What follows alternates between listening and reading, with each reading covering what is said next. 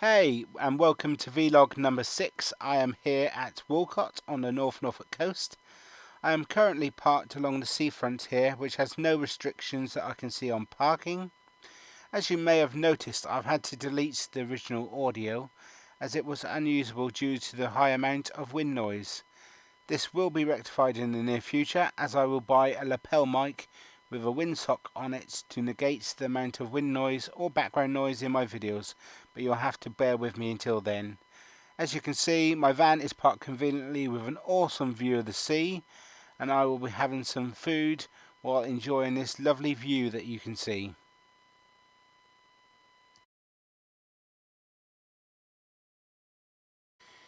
So here is the awesome view that you can see from my van. It is absolutely spectacular. It's a pity that you can't hear the noise. There's the crashing of the waves, which is very therapeutic for me. I just love being near the water, really. It's just so relaxing, so peaceful, and it's so enjoyable. And to me, it's just one of the best places to be, is right near the water. The crashing of the waves is something that helps me go to sleep. Some other people may keep them up. As you can see, there's toilets over there. It's right next to a road. So it is a busy road, so you do get a bit of noise, but other than that, it's not too bad at all. So it's not going to be bad to sleep here tonight. And as the night goes on, there'll be less and less road traffic anyway at night time, so it'll be fairly quiet, and I'm sure I'll get a great night's sleep here. It's very long here, so there's plenty of parking. As I said, I can't find any parking restrictions at all, so it should be a really good night's sleep here. Right, I'm now going to cook some grub inside, as it's quite windy and I'm right next to the pavement. I'm going to have to cook inside, but it's totally fine. Just leave the windows and doors ajar a little bit and the fumes escape fine. So sorry about the mess in here, but I'm still trying to get everything organised in here. But yeah, cooking up some lovely grub, some rice and beans and etc. And then I can enjoy these lovely views. Sit here, eat it while I enjoy these lovely views. Right, so I'm now just walking down the seafront. It does take a good 10 to 20 minutes to walk up and down it, because it is quite a long way. It's quite a very long seafront here, and it's very long and straight. As you can see, the crashing of the waves. It's a pity that you can't hear it. It's a lovely sound. I really do love the sound of the waves crashing against the side at high tide. It's very beautiful to watch. There's plenty of places to stop and rest, and eat your fish and chips or anything that you've made yourself. There's some other parking spaces up here. Can't really work out whether they've got any parking restrictions on them at all. I've just parked alongside the road just to be safe and secure. And you can see down there, there's a guy fishing. There's quite a few people fishing on this beach at the moment. And then there's a nice slipway where the boats can come down and go into the water. It's used very frequently during the daytime, but in the evening time it's a little bit more quiet. You can see the sea defence walls, which are slightly angled. They do stop, especially in the winter time, the sea coming in too far, because it does crash up against those, sometimes over the top, but it has got drainage to drain back in through the walls back into the sea, and it does do quite a good job. As you can see down here, you can see how far it stretches down. That stretches down. If you kept on walking, you'd go into Bacton, and then from Bacton you'd go into Munsley.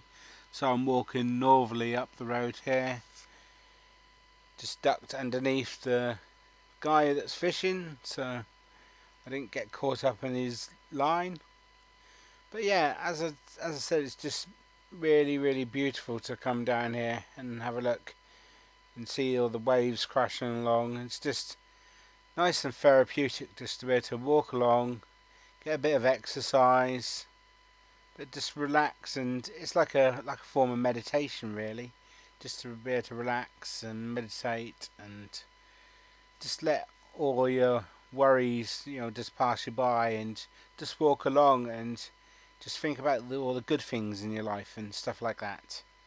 But again, as I said, I'm babbling again, so it goes on for quite a while. But I'll stop here and not show you more, because it's just same old stuff. And as you can't hear the experience of the water, there's no point showing you really the rest. So we'll go on to the next part.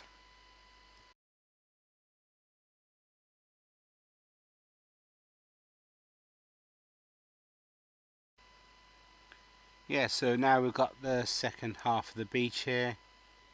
It's very beautiful. Look at that sky, absolutely gorgeous sky, even on a blustery day like today. But it's still very warm. It probably doesn't look that warm, but I was in in t-shirt and that on that day, so I was very warm indeed. It's just beautiful to be able to look up at the. I love the way the clouds go in the sky, and I really wish I could paint.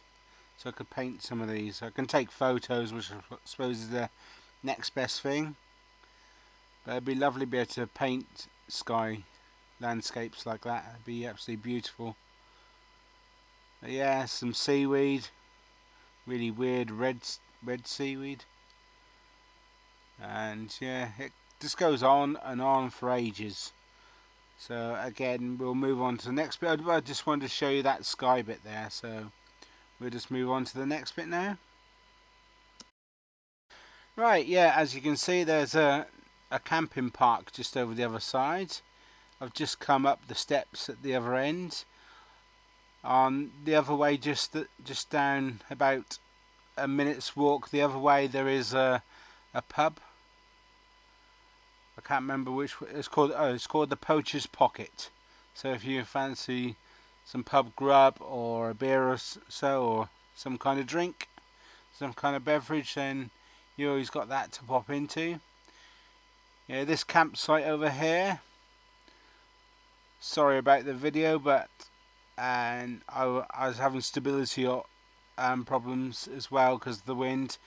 So I was having to use a lot of stability, and it like cuts down the view of the camera a little bit, which I'll sort out as well over time. But yeah, it's only £2 to park on there. But I'd rather just do free parking unless I really needed to use the amenities on there, which there isn't a lot. It doesn't seem like there's any electric hookups or anything. But yeah, this is the other side. Down here there's a boat for sale. There's quite a few houses for sale, and you see a little tiny boat there.